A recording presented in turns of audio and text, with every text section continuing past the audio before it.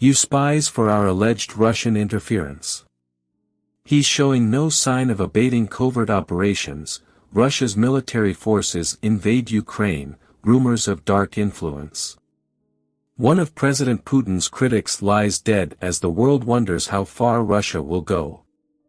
There's a clue in a shocking case from a decade ago. Its full story is still untold. The murder of a British citizen on British soil using the deadliest poison known to man, a state-sponsored killing in London by means of radioactivity, is quite extraordinary. 10 years on, Alexander Litvinenko's killers are still at large, and for his family, no justice. Did the Russian state do it? I just let the evidence speak for itself.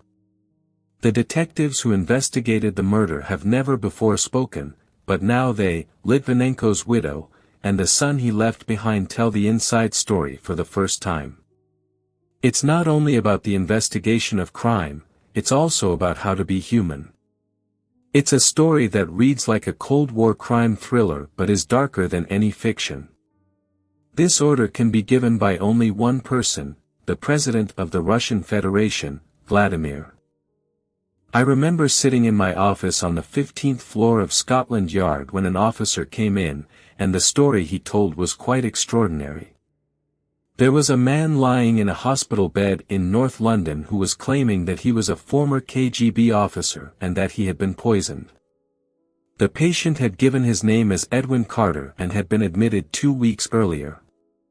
It was explained to us that Edwin Carter was seriously ill. They didn't know what was wrong with him. The patient had ulcers in his throat and could not eat or drink. He believed he'd been poisoned with the heavy metal thallium. It was consistent with some of his signs and symptoms. For example, he had lost his hair, his blood count had dropped, he was very anxious, and seemed very preoccupied in trying to make the point that something illegal had been done. I asked whether they could guarantee that Carter would survive until the following morning. Learning the absence of then being able to give us that guarantee, I decided that we should start getting his account just after midnight. The police started recording his interview. He began with an astonishing claim, "My name is Edwin Carter. I am a British citizen. I have inertia. I have named Alexander Litvinenko. I am a former KGB FSB officer, my rank lieutenant colonel, my position deputy head of section top secret department of FSB." Of course, at that time, we had no way of knowing whether what Carter was saying was true. "Can I ask you to tell us what you think has happened to you?" I asked. "I have no doubt that they poisoned me," he replied. "All that remains for me is to prove this with a medical examination." Some might mention someone who's quite ill, potentially hallucinating, and then starts to tell people and unravel his story that he's not really Edwin Carter, he's actually a former KGB colonel and he's being poisoned by Vladimir Putin's orders. You can understand that people might have met that suggestion with some disbelief. But Carter did offer the police one concrete lead, the number of a contact he claimed to have had regular meetings with. At a London auction on October 31st at about 4 p.m., I had a meeting arranged with the person. "I'd really like to talk here because I have some commitments." "You can contact the person." When the police called the number, a man known only as Martin came to the hospital. Martin, an MI6 officer, confirmed the patient was Alexander, or Sasha, Litvinenko, a former KGB agent now advising MI6 on Russian organized crime. Scotland Yard realized this would be no ordinary investigation. Let's try and understand why. 0. Let's try and get a story from him. He was still able to talk. It was a criminal mystery, a medical mystery, to find out which category he fell into. If it was a medical mystery, nothing was there. If it was criminal, we were going to be busy. I was born in the Soviet Union in Voronezh. I grew up in the North Caucasus. It's a church now. After school, I was recruited into the Soviet Union Army in 1987. I was sent to the KGB for 11 years. I was an officer of the KGB. I met Sasha in 1993, very funny, very easy to talk to, very young-looking, very handsome, and very strong. He worked under investigation for very serious crimes inside of Russia. After 10 years of service, Litvinenko was promoted to a highly classified unit. In 1997, I was sent to the top-secret department of the KGB. My department had a duty to kill political and high business persons without trace. What he was asked to do, take out Boris Berezovsky, an advisor to Boris Yeltsin. Berezovsky had masterminded his re-election in 1996. Litvinenko claimed he worked for a secret murder squad tasked with Berezovsky's assassination. After I received this order, I said to my boss, I refuse. After this, an open operation case against me oppressed me. I loved Sasha, he fulfilled our thirst, and if he thought something was not right in 1998, President Yeltsin appointed Vladimir Putin as director of the KGB, now renamed the FSB.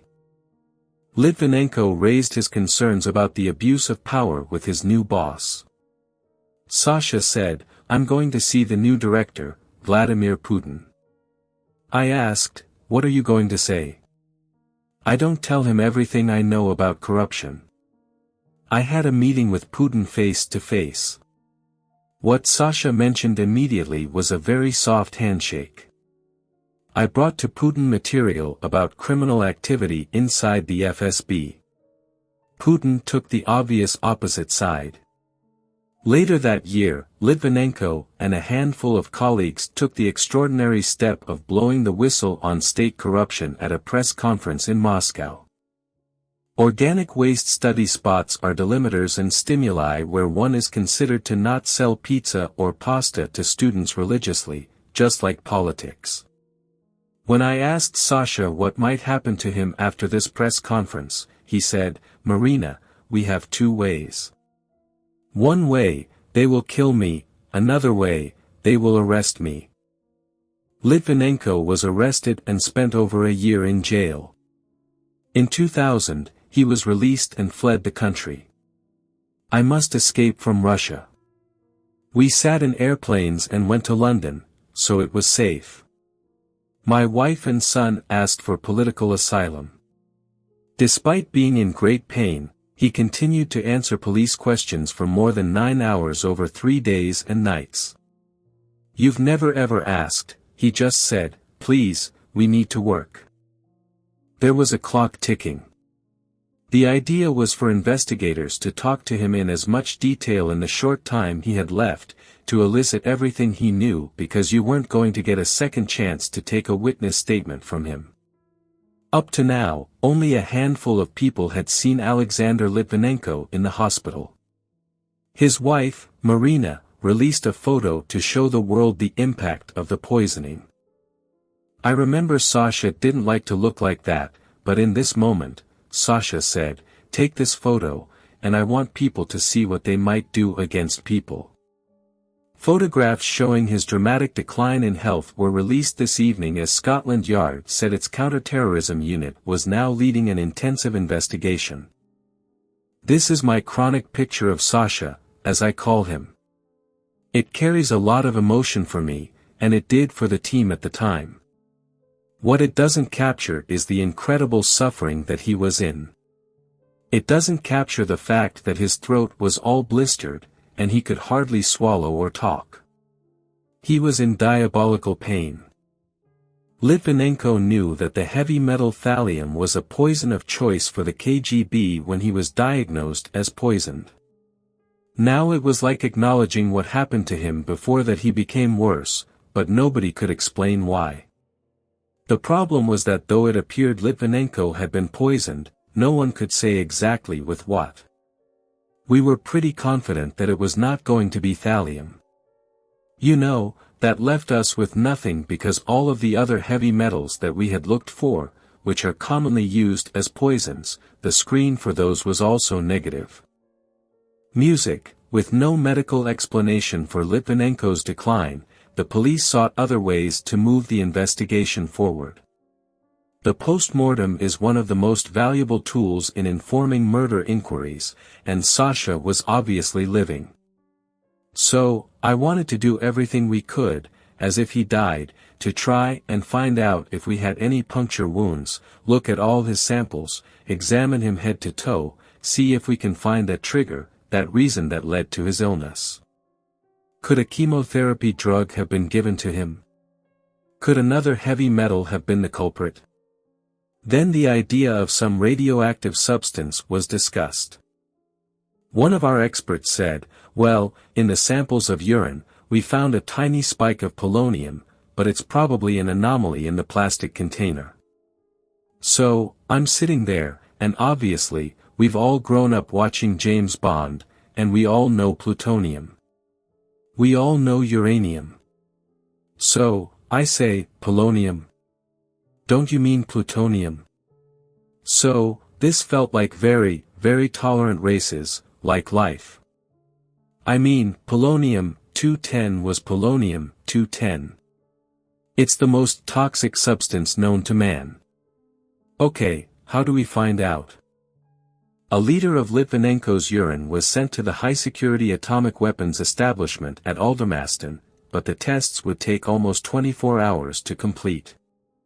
Meanwhile, Litvinenko's life was slipping away. For me, it was not yet, it still had enough power to fight for his life. He smiled at me and said, Marina, I love you very much, but this time when she said it, it was just so painful because it looked like he said goodbye. Litvinenko had been fighting the poison for over 21 days, and now he was sliding in and out of consciousness. The pumping function of his heart deteriorated until on the night of the 22nd, he suddenly collapsed and went into cardiac arrest. The post-resuscitation bellman arrived. When I first arrived, somebody had already started resuscitation. There were about probably 6 of us in the room. Time goes very slowly during cardiac arrest. He had about 30 minutes of resuscitation. When we got a patient back, it was a good moment, we had done something right for the patient. Music. At 3 p.m., experts from the atomic weapons establishment called Scotland Yard with the results of Litvinenko's urine tests. It was a phone call I'll never forget. I remember it like that, it's polonium. It's 1,000,000 times a lethal dose. He's dead. No, he's not. He's not dead, he's very poorly based alive. Like life, he's dead. At 9 o'clock on the evening of the 23rd, he suffered a further cardiac arrest. We're sorry to announce that Alexander Litvinenko died at University College Hospital at 9:21 on the 23rd of November, 2006. I remember it was quite a young doctor who came to us and said, unfortunately, we tried everything, but your husband just passed away. Can I see him? Of course, you can see him. When we came to his room, Anatoly was in the room. Some EMF levels had gotten better. He will recover, and then quite honestly, to me personally, when he actually died on the 23rd and came to me, it was a massive shock because I knew it was over. I kept thinking he was going to recover. I still remember him in a different way.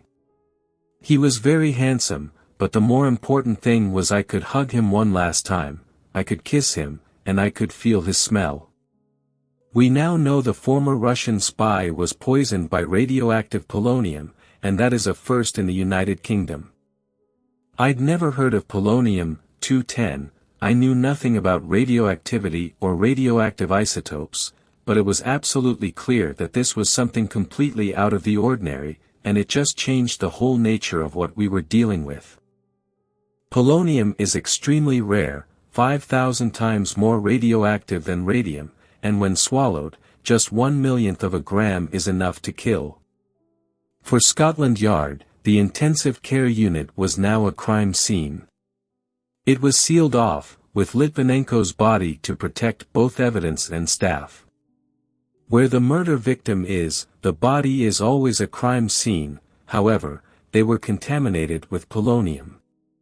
No one knew what to do, we didn't know if they were safe. It was what we have now is a murder inquiry, plain and simple. You've got to stick to the facts. Now in this case, what transpired was to follow the polonium trail around London.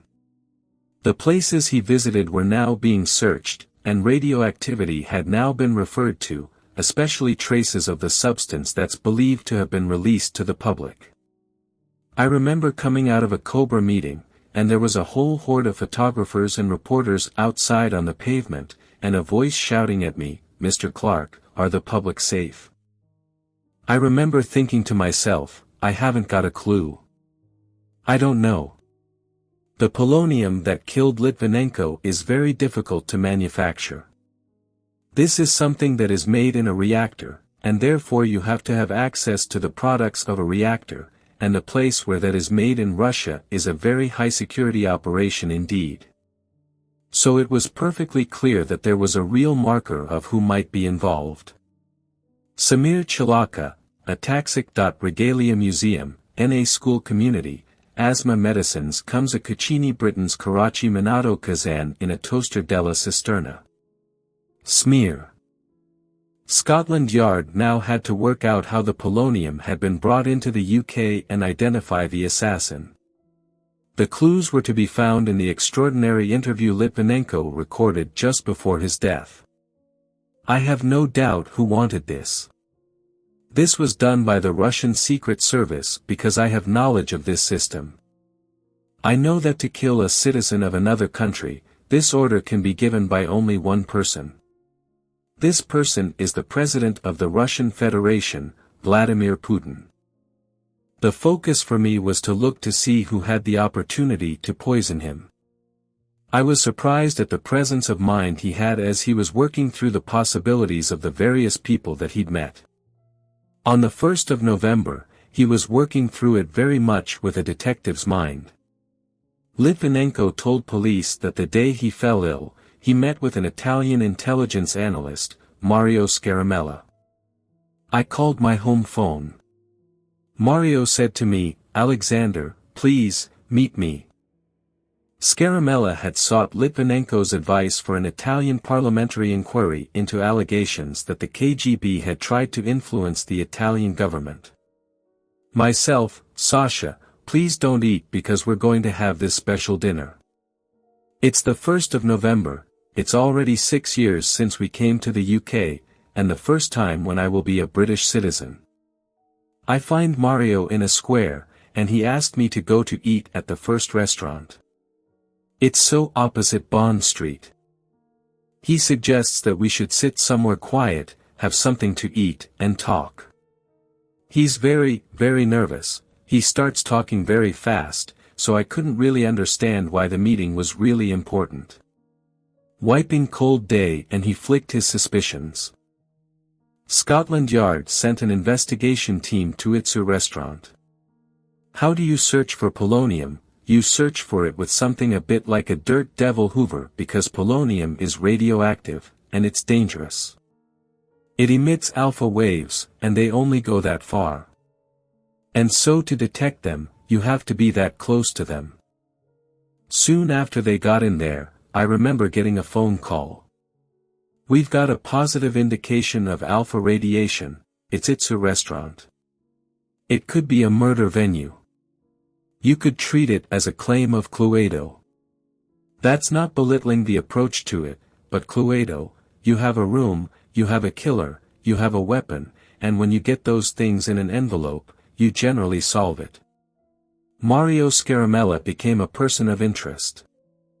If you're exposed to it, what happens is that you secrete it through sweat, and you can't control that secretion. So, when you secrete it through sweat, in fact, when you touch something, you pick something, we can actually map where you've been. Scaramella had stayed at a Thistle Hotel in Victoria. Very quickly, we established that the hotel he stayed in wasn't contaminated, and Mr. Scaramella wasn't contaminated at all. And so, we shall see him being involved, but they were fairly remote. But then, why is its restaurant contaminated? The analysis, when it was done, goes to show that Scaramella had been sitting with Litvinenko when they had lunch on the river. The first thing that wasn't where the contamination was found turned out to be actually at a different table to the one which Scaramella and Litvinenko had sat at on the 1st of November. You could have taken a view that in the cleared envelope, its restaurant was the venue. Polonium was the murder weapon. Thank you very much, have a lovely day. And then suddenly, the envelope is ripped up and thrown away. Police needed to explain the traces of polonium on the second table. Again, the clues lay in Litvinenko's police interview. He had another meeting the day he fell ill. On this day, I have a meeting planned with 2 Russian people. The first person, Andrei Lugovoy, is a former KGB officer. He had been the bodyguard of the Prime Minister of Russia. The second man, Kovtun, he has been a Soviet army officer, maybe second lieutenant, maybe captain. When Sasha was in the hospital, and when we talked about his suspicions that he might be poisoned, I asked, but who? Who could do this? He mentioned this meeting with Lugovoy and Kovtun in Millennium Hotel. He has come from the bar and said, Sasha, I am here. He says that he must leave for a football match, so we will talk for 10 to 15 minutes and no more. On the table, there are a few cups and also a teapot. I pour some tea from the pot, and for some reason, I didn't like it. It's almost cold tea. I drink maybe 3 or 4 sips, and after I drank from the pot, did Andrei often drink anything from that pot? No, for sure. The ingestion of something was important. So, there was enormous scrutiny on this, and it was playing him up a definitive say, my wife is bringing his son. He said, Uncle Sasha, we shake hands, and she goes. Police turned their attention to the hotel in Mayfair where the 2 suspects stayed. Lugovoy and Kovtun were captured on CCTV going upstairs to the restroom. Traces of polonium were found that matched their movements. So, we'll go with the hypothesis that Mr. Lugovoy and Mr. Kovtun had more than something to do with it. On the 16th of October, Mr. Lugovoy and Mr. Kovtun both came into the country on a BA flight from Moscow. They went and stayed in the Best Western SAS Revenue, and polonium was found in that room in the bathroom. Then police made their second breakthrough. They discovered that Litvinenko had an earlier meeting with Lugovoy and Kovtun 2 weeks before their afternoon tea at the Millennium. The location? Itsu Sushi Bar. The table where they sat was the one on which police had already detected traces of polonium contamination because it's not secondary contamination, it was primary contamination, as in something bad had happened there. You tried to wake him in Itsu restaurant, you tried. So he had been attacked on the 16th, in fact, he had died as a result of the attack on the 16th. It was that significant, but he was that robust that it didn't work as quickly as it should have. After the attack, Lugovoy and Kovtun traveled back to Moscow on a Transaero aircraft. We managed to stop them at Heathrow Airport. It was emotional because they didn't react all that well to that plane being stopped. The aircraft was checked, and they did find traces of polonium-210. In retaliation for interfering with the Transaero flight, the Russian authorities had placed the tugs that pushed the aircraft back from the stands in front of a British Airways jet at Moscow Airport. So this kind of tit-for-tat started to underpin the political dimensions of this investigation. I think it turned out that 36,000 people had been on planes that could have been contaminated. Traces of radiation were found at 12 different locations, including 2 British Airways planes, in an investigation stretching right across Europe in pursuit of a radioactive trail. The number of scenes that were unraveling on a day-by-day basis went to about 40 old scenes, and this has been everything from the hotels that the two key suspects had stayed in to places where they'd had meetings together. Litvinenko appeared to have survived the initial attack on the 16th of October. Lugovoy returned to London alone 9 days later. Detectives believe he flew in armed to kill. They found evidence in the Sheraton Park Lane Hotel. We came up with this random way of describing how safe or not something could be, and they called it a runaway factor. Their detection devices, quote, were meaning, unquote. I think that meant there was a huge amount of radiation in that room. They'd had to withdraw from the room fairly quickly. Extremely high levels of radiation in the bathroom sink and pipes led police to believe Lugovoy had poured the polonium down the drain. It was the most nuclear scene that has ever been found in civilian circumstances, and the runaway factor there was Usain Bolt-esque. Litvinenko had ultimately died as a result of the attack in the Millennium Hotel, but this may have been the last of 3 attempts by Lugovoy and Kovtun to kill him. Police were desperate to prove conclusively that Litvinenko had died from polonium poisoning. 8 days after his death, Britain's top pathologists finally examined the body. The autopsy was a difficult and dangerous procedure. Levels of polonium that were eventually found in the tissues were 100-fold higher than would be compatible with life. When he opened up, all he could see was a trophy of tissue. It essentially sort of just dissolved in a slurry. As it were, it was clear what had been going on. The autopsy confirmed Litvinenko's death was a direct result of ingesting deadly polonium. From fairly early on in the inquiry, Andrei Lugovoy and Dmitry Kovtun became people of interest. And so that is why we wanted to interview them as soon as possible. That meant sending a team of officers to Moscow to do just that. The conversation with Peter, it's a section of Bryant ARP. It's the formal setting for the request. Do you fancy going to Russia? I think it was in the toilets on the 15th floor. I walked in, and my boss said, "Hello Clive," as you would. His immediate response was, "Our tops, my best man. What are you doing for the next couple of weeks?" So it was a natural environment for a challenge sister. He said like that, D. Bryant, ARP's team, had been briefed by MI6 about what to expect in Moscow. The thought of having to lead a team in Moscow was at first quite daunting. There were the obvious warnings about potential honey traps, our rooms might be bugged or searched. I left, shall we say, certain traps that would indicate to me that my drawers had been moved or searched. The team's first meeting was with the Russian General Prosecutor. Music, we were welcomed by the Deputy Ambassador and the General Prosecutor. I think there were 8 objectives, 8 things that we wished to achieve while we were there. The top 2 of those would be to interview Lugovoy and Kovtun. It was then that the conversation became a little more difficult.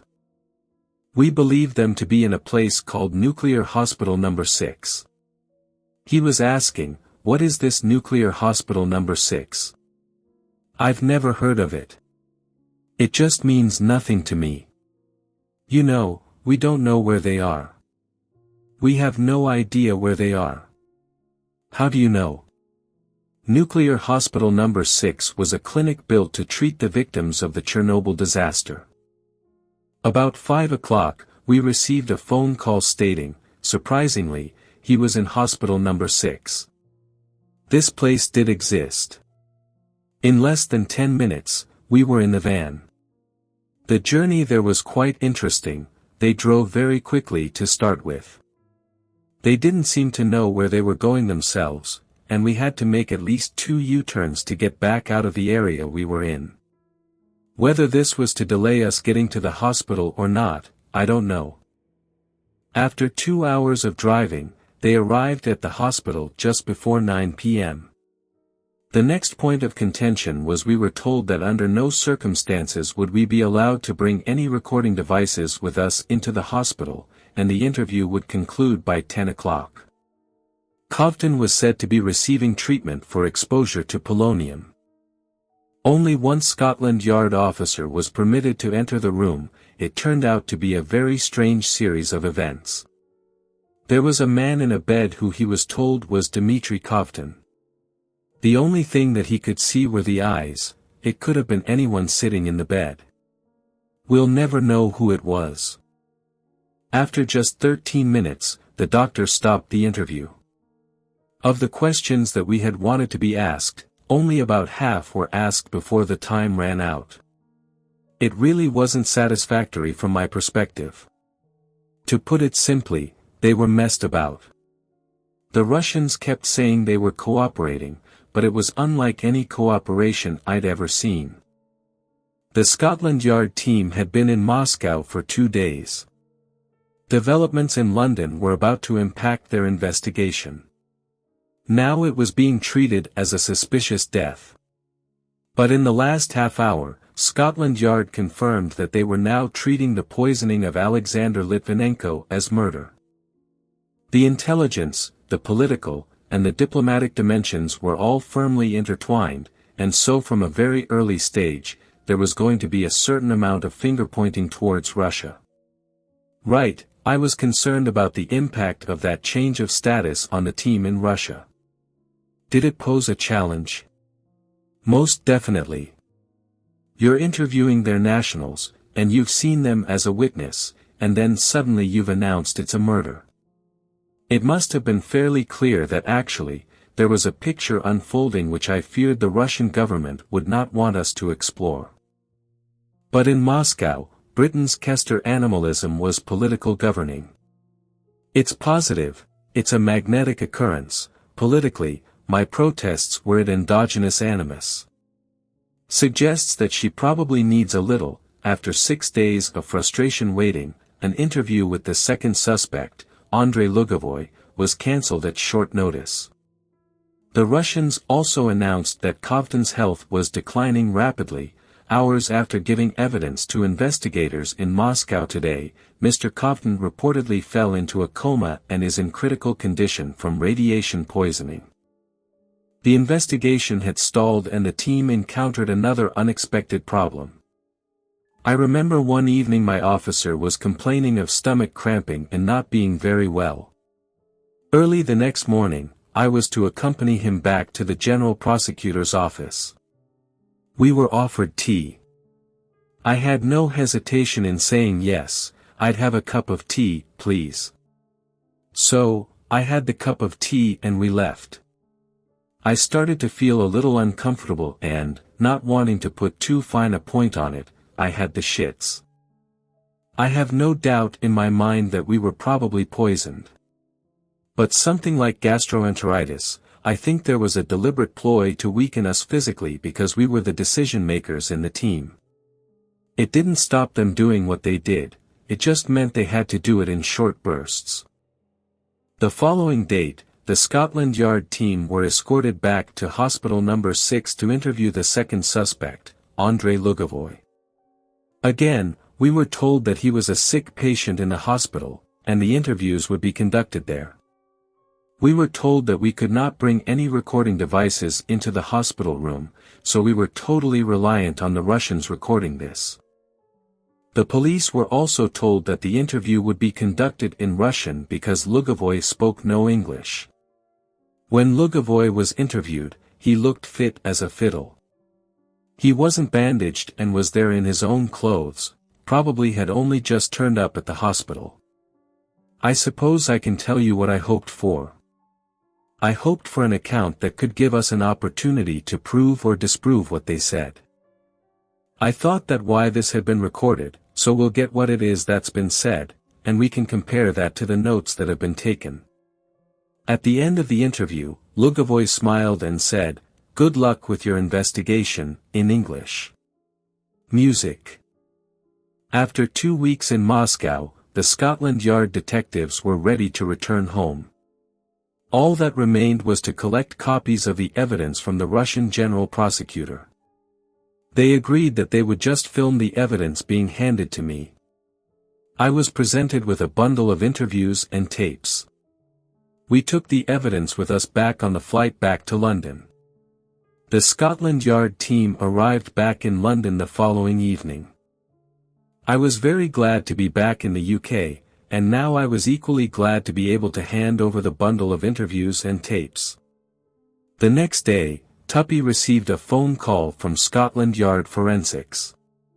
It was one of the forensic management team. He was asking was there another Lugovoy tape. At first, I couldn't understand what he meant by that, and I said, "No, I've given you the tapes."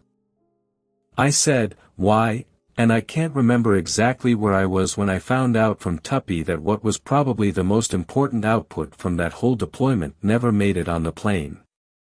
The recording of Lugovoy's vital interview was missing from the evidence package handed over by the Russian authorities. I'd been outmaneuvered like a chess piece by the Russians. It wasn't an accident. He didn't tell me that Tuppy or anyone else had been unprofessional. It's okay, we've been done. 1 month after his death, Alexander Litvinenko's body was still so radioactive that it had to be placed in a lead-lined coffin for burial. It was not an original coffin, it was a sum from Netto, and they said if we decide one day to take his coffin from the grave, it would be allowed only after 13 years. Alexander Litvinenko was buried in Highgate Cemetery. He was 44 years old. Police believed that Lugovoy and Kovtun had poisoned Litvinenko in the Millennium Hotel. But after being frustrated in Moscow, they still needed to build a cast-iron case by proving how the polonium had been administered. This expert advice said that there'd be no trace of polonium left on anything that had been washed 42 times in a dishwasher. Don't bother doing the teapots, teacups, sauces, teaspoons because you'll be wasting your time. But all the instincts were yet gone. Let's have a go. I came back with a full-scale deflection on this teapot. What does that mean? It meant that there was a smoking teapot. It's not so much a smoking gun, it was significant. The contamination in the teapot leads, of course, inescapably to Andrei Lugovoy. The police had the last piece of the puzzle and handed the evidence over to the Crown Prosecution Service. 5 months later, the CPS formally sought the extradition of Lugovoy on a charge of murder. Our position was that if Lugovoy or Kovtun left the country and went to a jurisdiction where they were extraditable, we will seek to extradite him. Lugovoy and Kovtun denied the allegations in the Russian media. Pollution Breakages delivers Kim film on a caution film producer would boost a meet em Tacoma Peru in the Very de Maria would pocket whitish nutritive air Roger Amy. Britain's in December 2007, Lugovoy became a member of Russia's parliament, giving him immunity from prosecution. She won't evict the Home Secretary, Theresa May, ruled out a public inquiry, fearing about damaged relations with Russia. But finally, in 2014, under pressure from the High Court, she changed her mind. More than 8 years after Litvinenko's death, the public inquiry opened at the High Court in London. For me, it was already like I'd done it. I'm already satisfied because it was very important to bring information to the public. Lugovoy and Kovtun poisoned him, and you will decide on all of the evidence whether or not they were sponsored by the Russian state. Some people started to say, we're not sure they're going to do anything against Russia, and they said they probably would just close this case. I'm not going to do anything. Finally, Judge Sir Robert Owen delivered his verdict. I have concluded that there is a strong probability that when Mr. Lugovoy poisoned Mr. Litvinenko, he did so under the direction of the FSB. I have further concluded that the FSB operation to kill Mr. Litvinenko was probably approved by Mr. Khrushchev, then head of the FSB, and also by President Putin. It was a very powerful verdict, it was named Putin, and we've been just like over the top about the huge victory. It's a pretty remarkable victory considering the forces that were behind my father's murder. It doesn't mean Lugavoy and Kovtun, who certainly committed this crime, are going to be sent to prison, but even if you're not in prison, you're already punished. You wake up and go to sleep knowing people view you as a criminal, as a murderer. The investigation had been the most complex, dangerous, and technically demanding ever undertaken by British law enforcement. This was the Metropolitan Police in the UK at its best. They gave an incredible amount, which means a huge amount to me. It meant a huge amount for Marina, and I couldn't be more proud of them. He was a real man, he was not a double agent. He was just a human and a real man, a father, and a husband. Good luck, take care. Of course, justice hasn't been done to the fullest extent, but when you consider the situation and the various circumstances under which my father was murdered, it's pretty amazing we got any semblance of justice at all.